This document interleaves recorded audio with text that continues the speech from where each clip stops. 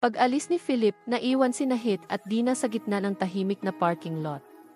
Kita sa mga mata ni Dina ang takot, pero sinubukan niyang itago ito. Hindi iyon nakaligtas kay Heath. Dina, okay ka lang ba? Tanong ni Heath habang dahan-dahang hinawakan ang braso niya, na para bang sinasabing hindi na siya nag-iisa. Hindi ko alam. Sagot ni Dina, ang boses niya ay bahagyang nanginginig. Gusto ko lang matapos na ang bangungot na to. Naramdaman ni Heath ang lalong pag-init ng kanyang damdamin laban kay Philip. Paano nagagawa ng isang lalaki na gamitin ang kapangyarihan at impluwensya para lang takutin ang isang babae? Hindi na ito tama at alam niyang hindi siya pwedeng manatiling tahimik. Dina, wala kang dapat ikatakot. Hindi kita pababayaan, seryosong sabi ni Heath habang nakatitig sa kanya. May paraan para matigil si Philip. Kailangan lang nating maging maingat at magplanong mabuti. Tila napanatag si Dina sa sinabi ni Heath. Ramdam niyang hindi siya nag-iisa sa laban na ito. Kahit papaano, nagkaroon siya ng pag-asa. Kinabukasan, habang nasa opisina si Heath, nakatanggap siya ng tawag mula kay Mark, ang kaibigan niyang IT na kanyang kinausap noong nakaraang araw. Heath! Pre, may nakuha akong impormasyon tungkol kay Philip Santiago, bungad ni Mark. Mukhang hindi malinis ang mga transaksyon ng kumpanya niya. May mga under-the-table deals at reports ng money laundering. Nanlaki ang mga mata ni Heath. Sigurado ka ba dyan, Mark? Solid ang source ko, pre. Kung maisa sa publiko ito, tiyak na babagsak ang pangalan niya. Tumayo si Heath, ito na ang paraan para matapos ang paghahari-harian ni Philip. Pero alam niyang hindi ito magiging madali. Kailangan nilang maging maingat. Pagkatapos ng trabaho, agad na tinawagan ni Heath si Dina. Dina, kailangan nating magkita. May mahalaga akong sasabihin sa'yo. Nagkita sila sa isang cafe at sinabi ni Heath ang nalaman niya kay Dina. Magkasalubong ang kilay ni Dina habang nakikinig sa kanya. Illegal transactions. Money laundering. Paano mo nalaman to, Heath? Humingi ako ng tulong sa isa kong kaibigan. Nakuha niya ang impormasyon mula sa mga leak na reports.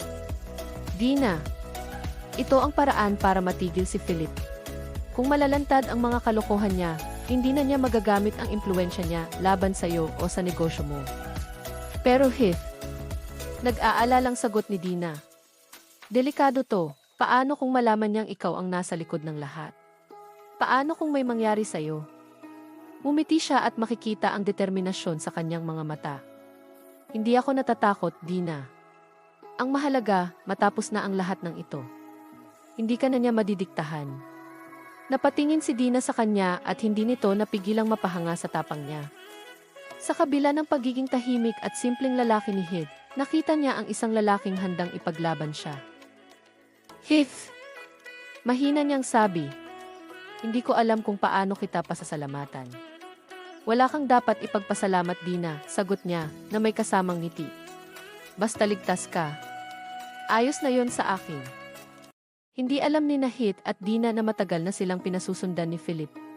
Mula sa loob ng kanyang opisina, hawak niya ang larawan nilang dalawa na kuha ng isang private investigator. Si Heath, ha? Malamig na sabi ni Philip habang tinatapik ang larawan. Akala niya makakalusot siya sa akin. Tumayo si Philip at tumawag sa kanyang tauhan. Gawan mo ng paraan si Heath. Gusto kong malaman kung sino ba talaga ang lalaking yan. Kung kinakailangan, takutin mo siya. Huwag niyong hayaang makialam pa siya sa buhay ko. Kinagabihan, pauwi na si Heath mula sa trabaho nang mapansin niyang sinusundan siya ng isang itim na sasakyan. Pinabilis niya ang kanyang lakad, pero mas lalong bumibilis ang sasakyan sa paglapit nito sa kanya. Biglang huminto ang kotse at mula rito, lumabas ang dalawang lalaking nakaitim na leather jackets. Heath Alcantara? Tanong ng isa na may malamig na tono. Ano nang kailangan nyo? Tanong ni Heath, pilit na pinapanatili ang pagiging kalmado. May mensahe para sa'yo si Philip Santiago, sabi ng isa, sabay suntok sa sikmura ni Heath. Napaluhod siya sa sakit, pero bago pa sila makapagpatuloy, nakabawi siya ng lakas at tumayo. Sabihin niyo kay Philip na hindi ako urong. Sigaw ni Heath habang pumipiglas. Ngunit muli siyang binigyan ng suntok bago iniwan ng mga lalaki. Pag-alis ng sasakyan, naiwan si Hit sa gilid ng kalsada, sugatan pero hindi sumusuko. Kinabukasan nang makita ni Dina ang mga pasa ni Hit, ay nagulat siya at halos maluha. Hit! Anong nangyari sa'yo? Wala ito, Dina, pilit ng ngiti ni Hit kahit halatang masakit ang kanyang katawan. Mahalaga, buhay pa ako. Si Philip ba ang may gawa nito? Galit na tanong ni Dina. Tumango si Hit. Oo. Pero Dina, hindi tayo pwedeng umatras ngayon. Alam kong may paraan para matapos to. Hinawakan ni Dina ang kamay ni Hit. Hindi tayo atras, Hit. Itutuloy natin ang laban na ito. Sa unang pagkakataon, naramdaman ni Hit ang init ng mga kamay ni Dina at kasabay nito ang tibok ng puso niya na lalong bumibilis. Nang sumunod na araw, habang abala sa pagpaplano sina Hit at Dina, isang tawag ang natanggap ni Dina mula sa opisina. Ma'am Dina, may problema po. Nahinto ang shipment natin dahil sa biglaang audit. Sabi nila, may nag-report daw ng illegal activities sa kumpanya natin. That's impossible. Nagulat na sagot ni Dina. Alam niyang ito ay kagagawa ni Philip para siraan sila.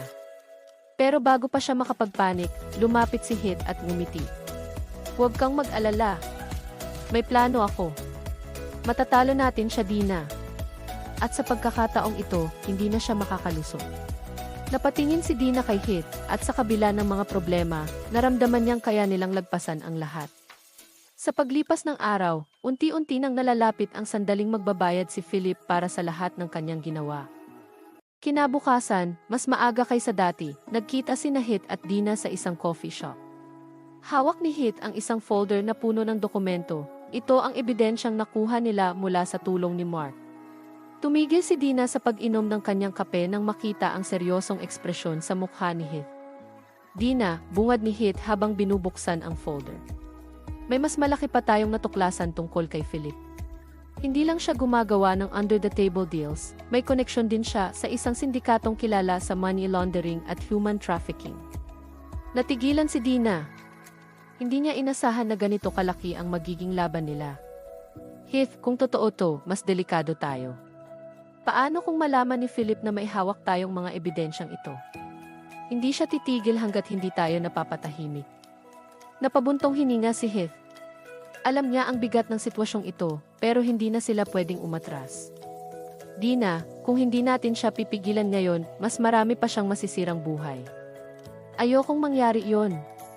Gusto kong tapusin na ang lahat ng ito, para sa iyo, para sa negosyo mo, at para sa lahat ng inosenteng taong naapektuhan ng mga gawain niya. Tumingin si Dina sa mga mata ni Hit, at sa kabila ng takot, naramdaman niya ang tapang at katapatan nito. Ano ang plano mo? Isusumite natin ang lahat ng ebidensyang ito sa NBI. Pero bago iyon, kailangan nating tiyakin na may backup tayo. Nag-set up ako ng isang cloud storage kung saan nakatago ang lahat ng kopya ng mga files. Kahit na agawin nila ang orihinal, hindi nila maitatago ang katotohanan. Napangiti si Dina sa determinasyon ni Hit. Ngunit bago pa man sila makapagpatuloy sa kanilang plano, tumunog ang cellphone ni Dina. Unknown number. Nag-aalangan man, sinagot din niya ito. Hello. Dina, ang malamig na boses ni Philip ang narinig niya mula sa kabilang linya. Hindi ka pa rin ba natututo? Huwag mo akong pilitin na gawin ang bagay na pagsisisihan mo habang buhay. Philip, tigilan mo na kami. Hindi mo na ako kayang kontrolin. Galit na sagot ni Dina. Tumawa si Philip sa kabilang linya, pero malamig at mapanganib. Kung ganon, tingnan natin kung hanggang saan ang tapang mo. Kung iniisip mong maililigtas ka ng kaibigan mo, nagkakamali ka. Alam ko kung paano siya patahimikin. Binaba na nito ang tawag. Nanginginig si Dina habang iniabot ang cellphone kay Hit. Alam na niya, Hit. Alam na niyang may ginagawa tayo. Kinagabihan, habang pauwi si Dina mula sa opisina, napansin niyang tila may sumusunod ulit na sasakyan sa kanya. Pinabilis niya ang takbo ng kanyang kotse, pero ganoon din ang ginawa ng sasakyan sa likuran. Halos tumigil ang kanyang paghinga nang biglang mag-overtake at huminto ang sasakyan sa harap niya. Bumaba ang dalawang lalaki. Sinubukan niyang tawagan si Hit, pero bago pa niya mahanap ang pangalan nito sa kanyang contacts, nabuksan ng mga lalaki ang kanyang pinto. Ma'am Dina, sumama ka sa amin ng maayos. Hindi namin gustong masaktan ka, sabi ng isa sa mga lalaki. Bago tuluyang makuha ng mga ito ang kanyang cellphone, naisend niya kay Hit ang kanyang location. Agad na sumugod si Hit sa lokasyon na ipinadala ni Dina. Hindi niya iniisip ang sarili niyang kaligtasan, ang mahalaga sa kanya ay mailigtas si Dina. Dumating siya sa isang abandonadong warehouse sa labas ng syudad. Tahimik siyang pumasok, hawak ang maliit na wrench mula sa kanyang toolbox bilang tanging sandata. Sa loob, nakita niya si Dina na nakaupo sa isang silya, nakatali ang mga kamay at bibig. Sa paligid niya ay ang dalawang lalaking humarang sa kanya noong nakaraang gabi, at sa likuran nila ay si Philip, nakangisi habang hawak ang isang baso ng alak. Keith Alcantara. Sa lubong ni Philip, tila natutuwa pa sa pagdating niya. Alam mo bang hinahangaan ko ang tapang mo? Pero tapang lang ang meron ka. Walang laban ang isang simpleng engineer sa katulad ko. Hindi sumagot si Heath. Sa halip, tiningnan niya si Dina, sa kanyang mga mata ay naroon ang pangako na hindi siya susuko at ililigtas niya ito. Tama na ang drama, Heath, sabi ni Philip. Ibigay mo sa akin ang mga ebidensyang hawak mo at baka palayain ko pa si Dina nang walang masamang nangyayari. Huminga ng malalim si Heath. Alam niyang kailangan niyang mag-isip mabuti bago gumawa ng desisyon. Kinuha niya ang cellphone mula sa kanyang bulsa at pinakita kay Philip ang folder na naglalaman ng lahat ng ebidensya. Ito ba ang gusto mo? Ngumiti si Philip. Magaling. Alam kong matalino ka, Heath.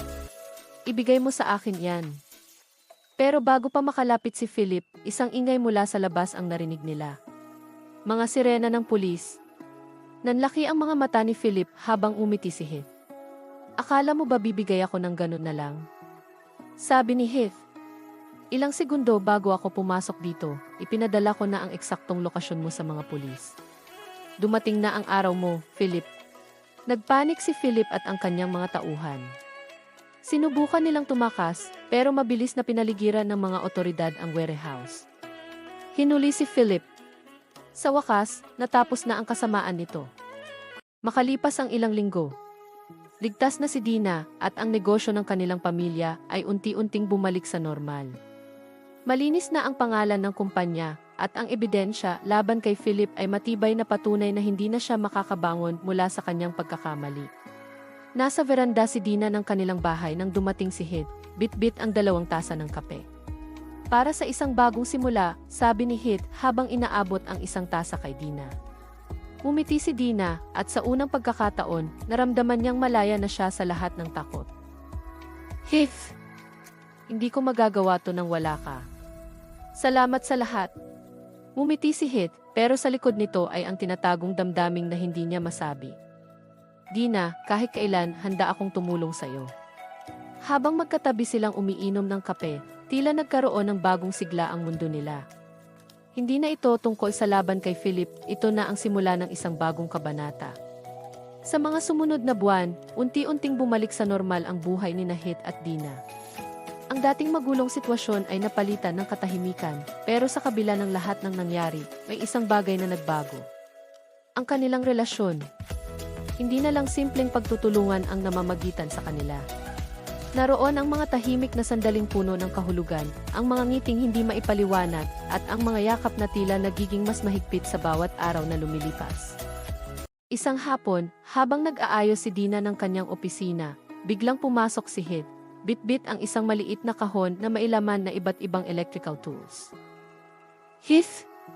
Tanong ni Dina, napakunot ang noo. Anong ginagawa mo rito? Sinabi mo kasi noong isang araw na nasira ang ilaw dito, sagot ni Heath habang ngumingiti. Sabi ko sa sarili ko, sino pa ba ang mag-aayos nito kung hindi ang paborito mong engineer? Napangiti si Dina. Alam niyang hindi simpleng alok lang ang pagtulong nito, ito ang paraan niya para iparamdam na lagi siyang naroon. Habang abala si Heath sa pag-aayos ng ilaw, hindi maiwasang titigan siya ni Dina. Minsan talaga, hindi niya maintindihan kung paano siya nakahanap ng isang taong tulad nito, simpleng lalaki pero puno ng tapang, abilidad at pagmamahal. Bakit parang ang tahimik mo? Tanong ni Heath habang nag-a-adjust ng screwdriver. Wala sagot ni Dina, umiwas ng tingin.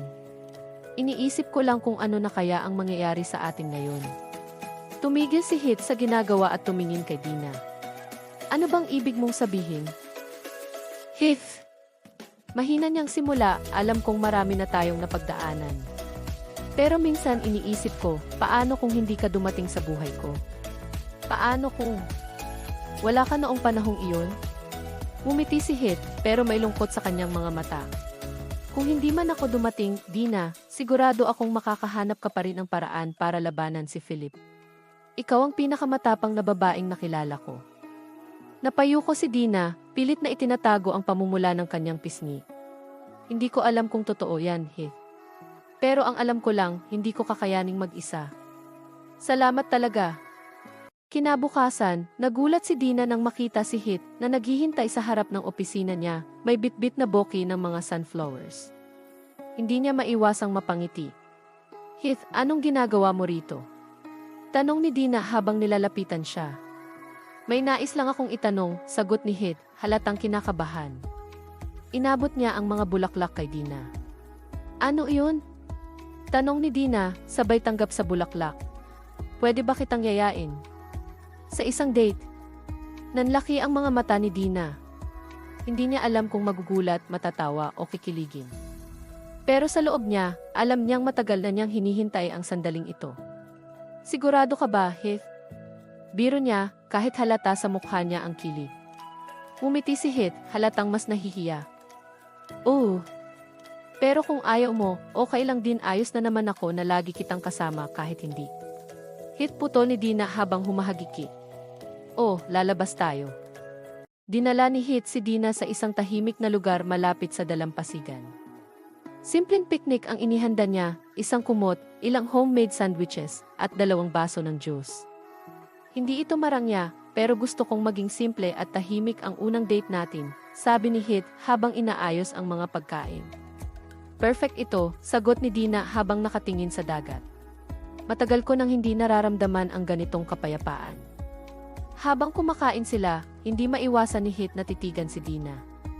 Sa bawat kilos at ngiti nito, nararamdaman niyang mas lumalalim na ang nararamdaman niya para dito. Dina, bungad ni Heath, halatang seryoso. Ano yun? Hindi ko alam kung tama ang panahon para sabihin ito. Pero gusto kong malaman mo. Tumigil siya, pilit na hinahanap ang tamang salita. Gusto ko lang malaman mo na mahal kita. Natigilan si Dina. Hindi niya inasahan ang biglaang pag-amin ni Heath, pero hindi rin niya maitatanggi na matagal na niyang nararamdaman ang parehong bagay. Heath! Bulong niya, matagal ko nang alam. Napatingin si Heath sa kanya, nanlaki ang mga mata. Alam mo na, tumango si Dina. At matagal ko na rin gustong sabihin sa'yo na mahal din kita. Sa sandaling iyon, tila tumigil ang mundo para sa kanilang dalawa. Ang dating relasyon na puno ng pag-aalinlangan at takot ay napalitan ng tiwala at pagmamahal. Habang magkasama nilang pinapanood ang paglubog ng araw, naramdaman nila ang isang uri ng kapayapaan na matagal na nilang pinapangarap. Hindi man naging madali ang kanilang pinagdaanan, alam nilang ito ang simula ng isang bagong yugto, isang kwento ng pagmamahalan na kanilang ipaglalaban, anuman ang mangyari. Sa wakas, bulong ni Dina, natagpuan ko na rin ang tahanan ko. At sa pag-akbay ni Heath sa kanya, ramdam nilang kahit gaano pa kahirap ang hamon ng buhay, mas matibay sila dahil magkasama silang haharapin ang lahat.